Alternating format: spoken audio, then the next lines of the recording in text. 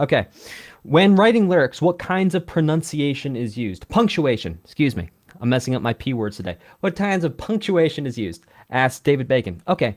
So the types of punctuation you're going to use when you create any type of lyrics is typically you are going to capitalize the first letter of every single line, even if it's not the start of a new sentence.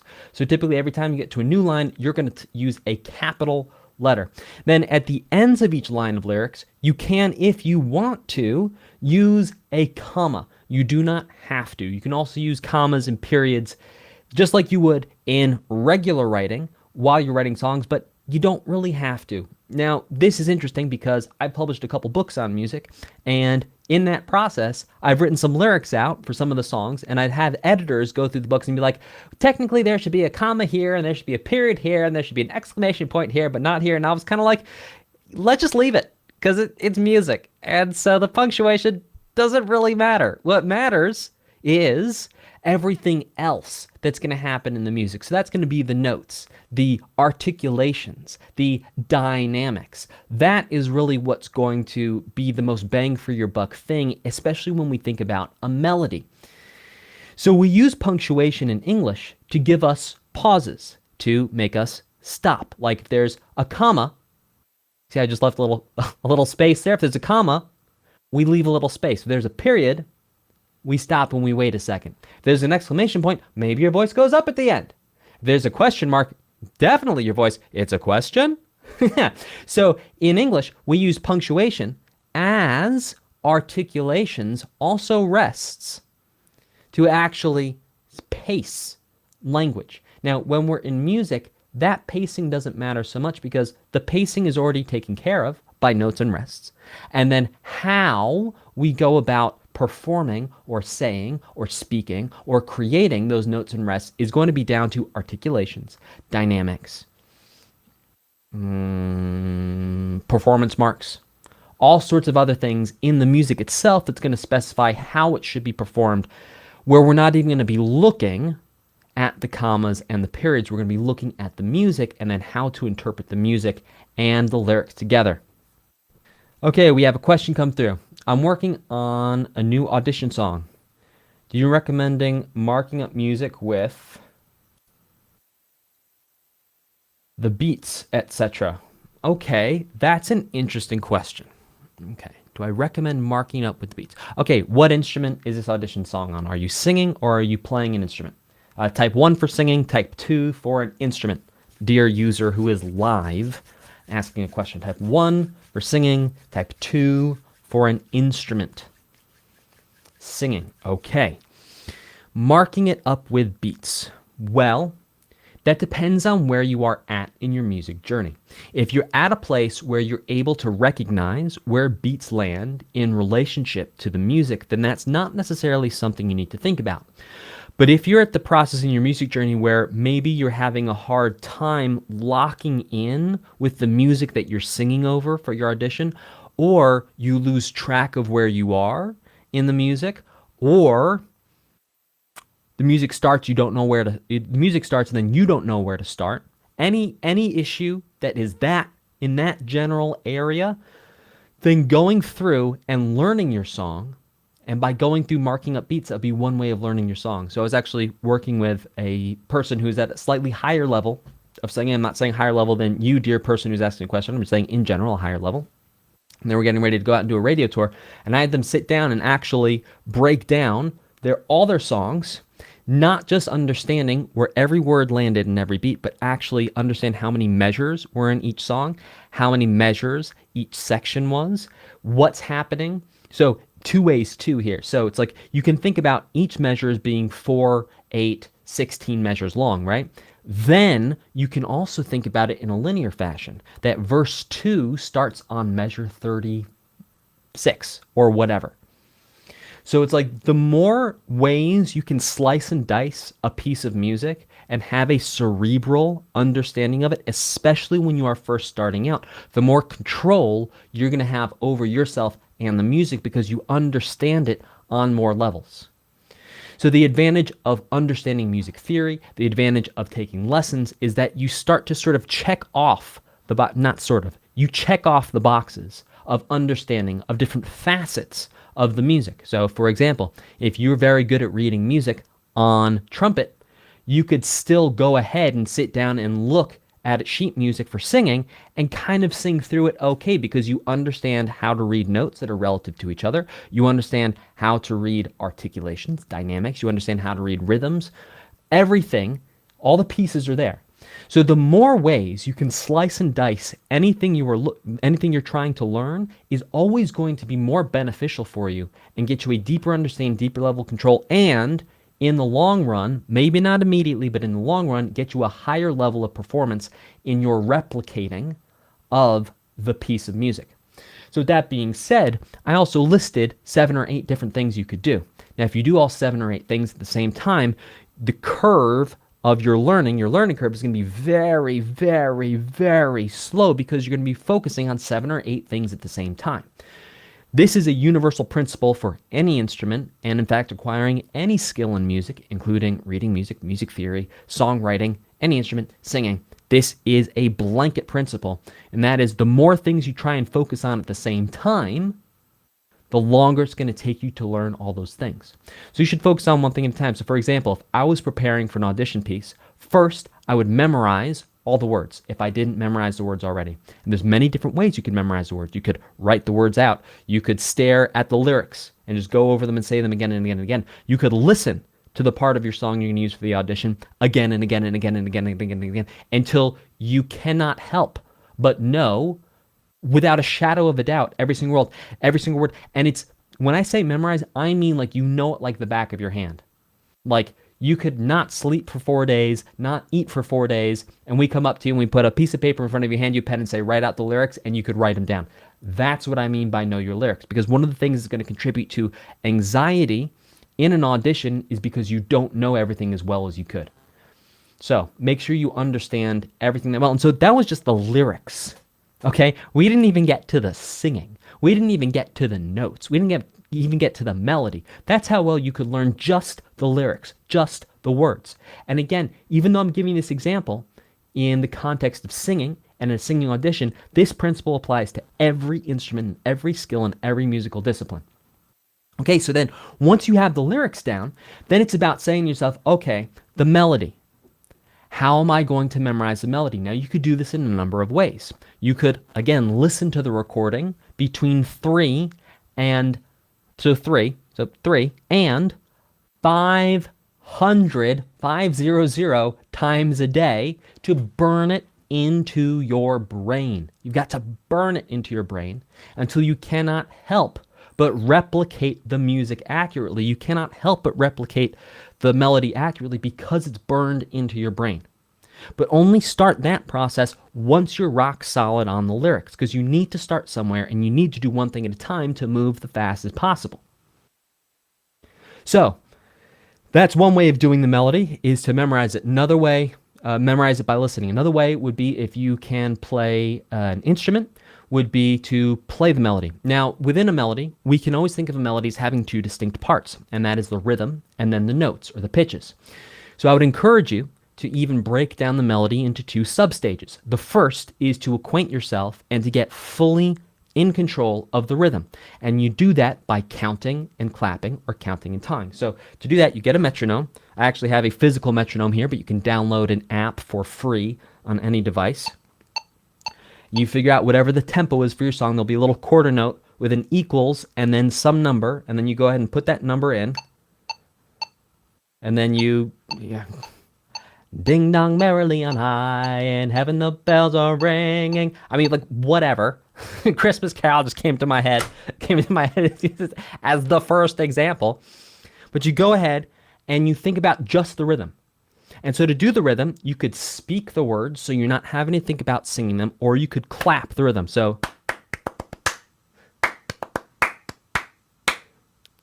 ding dong merrily on high, in heaven the bells are ringing. Yes? So you isolate just the rhythm for the entire piece. So it's like you have the lyrics, you have just the rhythm. All right? So you've done 2 things. Then, once you have the rhythm down, adding the notes will be very easy because you have complete control over the lyrics and over the rhythm. And by getting complete control over the rhythm, where you can physically clap the music at the speed you need to sing it at. Not just super slow. You need to start super slow. You might even need to start so slow you're not using a metronome. Then progressively, you build up your speed. And again, there's going to be 5 ways you're going to go about, 5 steps to building up the speed. So the first is you're going to break it down. So you're going to go one measure at a time. Then you build it back up. So you put the whole thing together. Now, if you're not fast enough, you're going to start going up by 5 beats per minute. So if you start at 70 beats per minute, then you go to 75. A good place to start, by the way, clapping, if you don't know a piece, is going to be around 60. If you go much slower than 60, it's going to become difficult because it's too slow. And if you go faster than 60, it's going to become progressively more difficult because it's faster. So start around 60 BPM, just clapping the rhythms. Now, once you're clapping the rhythms, step 2 is put it all together, right? So we put the entire piece back together. First, we went one measure at a time at 60. Then we put the whole thing together at 60. Then step number 3 is you find focus areas. So when you find focus areas, as you speed up, every time you speed up by 5 beats per minute, so you start at 60, then you go to 65, then you go to 70, then you go to 75, then you go to 80, then you go to 85. Eventually, you're going to make a mistake. Once you make a mistake, figure out where you made a mistake and just isolate that part. So you found the focus area. Then that focus area, you're just going to practice that focus area where you made the mistake until that focus area, you can accurately replicate it at the speed of everything else. So if you got to 75 when you made the mistake, you're going to make sure you can replicate that focus area at 75. Then you put it back in with the whole thing and you speed up.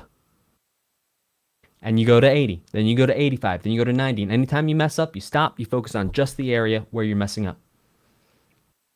So that's how you do it with clapping. And then for the singing, I would honestly recommend taking 1 or 2 lessons with a teacher to help you put these things together, unless you've done this before and you're a pro at putting things together. And you're going to have the rhythm, you're going to have the lyrics, then you do the melody. Okay, so at this point, you have the structure, the basic structure of the music. Then it's about thinking of the emotion and telling the story. Because the whole point of the work we do in music, in terms of music theory, understanding technique, fundamentals, it's all to serve a higher degree of accuracy and a higher level of facility. Facility means making something easy. So we want to make it easy to share the emotion of the music. So you want to get it to the point where it's going to be very easy for you to share the music because you're not having to think about all the other stuff you practiced before. And so for singing, what I recommend you do is you actually go through the lyrics line by line and you write a paragraph of what each line means to you and you tie it. And I'm saying line by line. You can even go word by word or idea by idea within the lyrics and tie each line or tie each idea in the lyrics to something from your life that's emotionally meaningful to you or that's an emotionally strong experience to you. And then as you sing, you're going to tell the story of that emotional moment in your life with every line, right? So line number 1, you're going to say one particular emotional story. Line number 2, you're going to say a different emotional story. Line number 3, you say another emotional story. And what that's going to do is that's going to connect you to a very real, foundational, fundamental, visceral emotion as part of your performance that will then take the emotion, not just the notes, not just the lyrics, not just the rhythm, not all these basic parts, is going to take the emotion to the next level. But the emotion is the last step.